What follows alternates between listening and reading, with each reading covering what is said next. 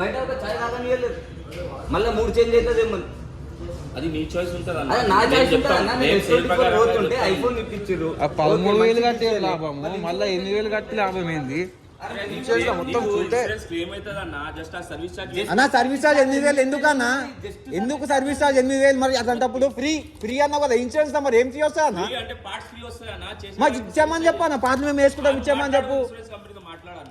ఏడుంది మరి insurance office ఏడుంది అసలు? ఇన్సూరెన్స్ ఆఫీస్ ఏడుంది అన్న? బ్రో మొన్నడికి వస్తే నాకు అడిగిపోతే వాడు 1000 రూపాయలు కట్టు ఏమో రాసిస్తా అంటాడు, మళ్ళీ 8,000 కట్టు అంటారు. కాల్ అన్న 9014898460 అట్లా కాదు. మొన్నడికి వచ్చిన అక్కడికి వేరే అడ్రస్ చెప్పి అందరు పోతే అన్న ఎట్లా అయిందంటే నాకు 1000 రూపాయలు ఏదో ఎస్టిమేషన్ రాసిస్తాను, 1000 రూపాయలు ఎందుకు కట్టాలన్నా ఫ్రీ అన్నారు కదా అంటే నువ్వు ఎడగొన్నా ఆడికి పోయి మాట్లాడన్నారు. ఆడికి వీడికి వస్తే మీరు 8,000 అన్న పడుతుంది. అట్లాంటప్పుడు ఇన్సూరెన్స్ గురించి మొత్తం చెప్పి తీసుకోవాలి. ఇంటికి వచ్చినందుకు 8,000 అది వాళ్ళు ఇపోయినాక 8,000 ముందే చెప్పాలన్నా. తీసుకుంటే ఇష్టం ఉంటే తీసుకుంటారు, లేకపోతే లేదు. మరి ఇప్పుడు నువ్వు 8,000 మీది కదా అంటే మరి గిది ఎందుకు కట్టినాను కన్నా? గదే ఇగో నీకు గిది కట్టినాను ఇది మొత్తం వచ్చేస్తా తెలుసా? నేను వేపిస్తా, దీంట్లో సగం ప్రైస్ వేపిస్తాను నేను తెలుసా? 100% పీస్ టు పీస్ ఫోన్ దగ్గర లీజ్ చేస్తాను నేను. స్క్రీన్ అయితే నీకు 2,300 తీసుకుంటా. ఇప్పుడు నీ బాడీ పగిలింది, ఆ రోజు ఎందుకు చెప్పలే మరి? ఇన్సూరెన్స్ ఇచ్చే ముందు చెప్పాలన్నా, తీసుకున్నాక కాదు.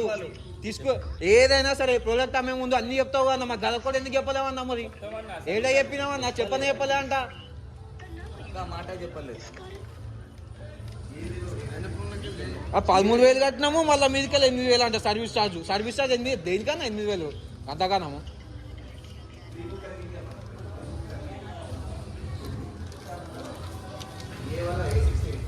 ఖాళీ ఇంటికి వచ్చి ఫోన్ తీసుకోపోయినందుకు సర్వీస్ అంటే మేమే పోతాం వాడికి. ఆ రిపేర్ చేసి అంటే మరి ఫ్రీ అన్నప్పుడు దేనికి? ఇన్సూరెన్స్ అన్ని తీసుకోమని 100% క్లెయిమ్ చేసే, మళ్ళీ లేకపోతే ఫోన్ ఇచ్చేసి 8,000 కట్టేస్తాం అంతే. ఫోన్ ఇచ్చేసేమన్నా అయిపోతుంది, 8,000 కట్టేసి అన్న పోతాం. అదే చెప్తున్నా 8,490 కట్టినాం, రిపేరబుల్ కండిషన్ లేదు, piece to piece like phone ఇచ్చేసి వాళ్ళు బలగొట్టేసి అన్న, ఏది కాదు బలగొట్టేసి పలగొట్టుడు ఎందుకు ఉన్న కాడికే చేసేదాన్ని మళ్ళీ 8,000 అంటే ఎడికెళ్ళి అరే ఎందుకు? ఇప్పుడు 8,000 అంటే ఎడికెళ్ళన్నా? అదే 8,000 కొత్త ఫోన్ వస్తుంది కదా, మళ్ళీ దాన్ని చేయించాక 2-3 రోజులు అందరికీ పెట్టాలి మళ్ళీ ఫోన్. పాలసీ ఎలా అంటే నువ్వు సర్వీస్ చార్జ్ కడితే రిపేరబుల్ లేదంటే కొత్త ఫోన్ ఇస్తా నీకు.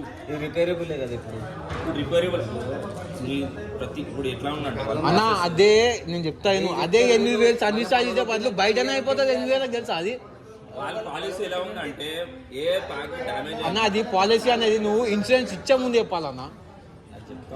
అన్న ఏది చెప్తారన్నా మీరు? అన్న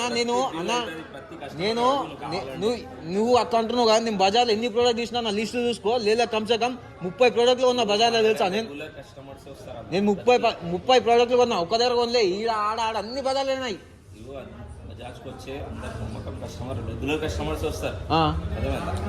అన్న ఇగో నేను ఇన్సూరెన్స్ అయితే తీసుకోలేదు, ఇన్సూరెన్స్ తగ్గి చూద్దాం ఉంటుంది అని చెప్పి నేను తీసుకోలేదు తెలుసా? ఆల్రెడీ మా వాళ్ళు కుక్క తెలుసా? లాస్ట్ కోసం ఇన్సూరెన్స్ అయిపోయింది. అది ఏ ప్రాసెస్ అది కూడా చెప్తా.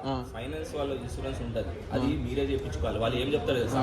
ఫస్ట్ ఎస్టిమేషన్ తీసుకురావాలన్నా, సర్వీస్ సెంటర్ పోవాలన్నా, అది ఎంత ఖర్చు అవుతుంది, అది దాని తర్వాత వీళ్ళు ఏం 1 month టైం తీసుకుంటారు, అప్రూవల్ వస్తుంది. ఒక మాట అట్లా కాదు. ఇన్సూరెన్స్ అంటే ఇప్పుడు బైక్ యాక్సిడెంట్ అయితే ఇన్సూరెన్స్ మొత్తం క్లైమ్ అంటే మొత్తం క్లైమ్ చేస్తాడు సార్.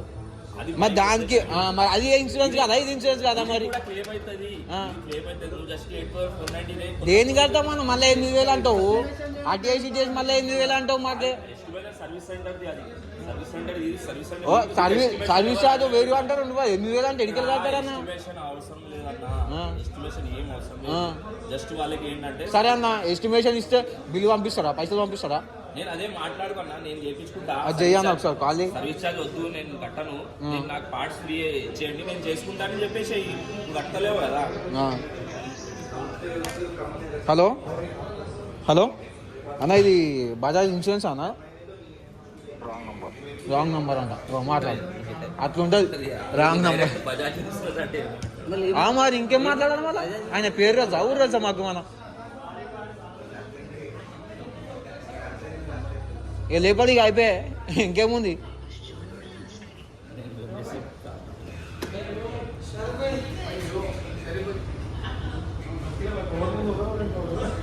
అసలు ఇన్సూరెన్స్ తీసుకోవచ్చు చెప్తున్నా కదా. ఆ లైఫ్ ఇన్సూరెన్స్ కూడా కొన్ని శుద్ధపదం ఇచ్చిరానా, అది కూడా గట్లనే ఉంది తెలుసా.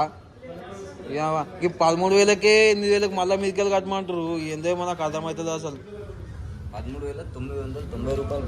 14,000 10 రూపాయలు తక్కువ ప్లాన్ తీసుకుని అట్లా కనిపిస్తున్నా 2 years అన్న. 2 years వరకు ఉంది, మీదకెళ్ళి నువ్వే అడుగుతున్నావు కదా. ఇన్సూరెన్స్ అంటే ఏంది అసలు చెప్పు. అసలు రూపాయి కట్టకుండా నువ్వు క్లెయిమ్ చేయాలి. అసలు సర్వీస్ ఛార్జ్ సర్వీస్ ఛార్జ్ ఎందుకు కడతారా అన్న? మళ్ళీ సర్వీస్ ఛార్జ్ ఏమో 8,000 ఎరిక పుక్కదన్నా అన్న. సర్వీస్ ఛార్జ్ ఉంటుంది కదా దీంట్లో. మళ్ళీ 8,000 వాళ్ళు చేసేదానికి సర్వీస్ ఛార్జ్ ఉండదు కదా. ఇప్పుడు పీస్ టు పీస్ అంటే నీ పైసలు రిటర్న్ వచ్చేస్తుంది నీకు. వాళ్ళు రిప్లేస్మెంట్ చేస్తే వాళ్ళు కట్టిన పైసలు రిటర్న్ చేసేస్తారు వాళ్ళు. సర్వీస్ అనేది ఉండదు. అదే చెప్తున్నా కదా, అమౌంట్ అని రిటర్న్ చేసి రిప్లేస్మెంట్ వచ్చిందని నీకు పంపిస్తారు. మెయిల్ కూడా వస్తాయి. దాని పేమెంట్ ఎందుకు చేయమంటారు?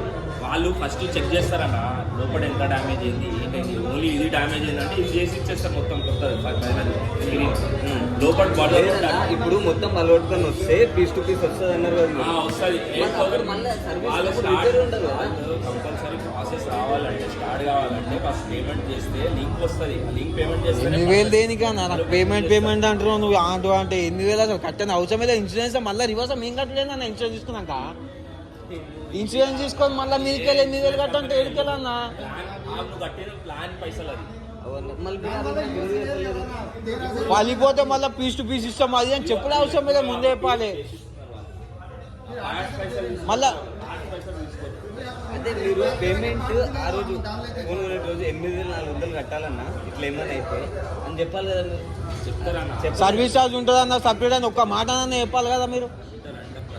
ఏడ చెప్తారన్న? ఎవ్వరు చెప్పారన్న, ఎవ్వరు చెప్పారు. నేను కూడా ఐఫోన్ కొన్నాను. నేను కూడా పోయినా ఏడా మన ఫారం మాల్లో తీసుకున్నా. నేను ఫారం మాల్లో కూడా ఇన్సూరెన్స్ ఉందన్నా తీసుకో, నీకు తక్కువ 1,000 రూపాయలకి ఇస్తాను కదా చాలు ఆఫర్లో. నాకు ఇన్సూరెన్స్ వద్దు అది కాదన్నా. మళ్ళీ ఆడికి ఇన్సూరెన్స్ ఉండి తీసుకో 2 years ఇంకా ఎక్స్ట్రా 2,000 కాదు 3,000 కట్టు ఇంకా 2 years వస్తుంది అన్న తీసుకో అని చెప్పింది. కానీ తర్వాత గంటగాడాలి గింత కాడాలి ఎవ్వరు చెప్పలే. అది వెనకాల ఉన్న దొంగతనం చెప్పారు, ముంగట ఉన్నది చెప్తారు మీరు అంతే.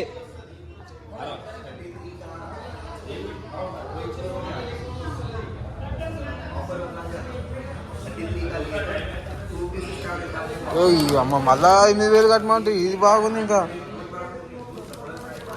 ఇప్పుడు ఏం చేద్దాం? 14,000 కట్టి అమ్మ లక్షలు ఫోన్ పెట్టుకొని ఇక ఇన్సూరెన్స్ చేసుకుంటే ఇక లాభం ఏముందా అన్న మరి. ఇంకా 1,00,000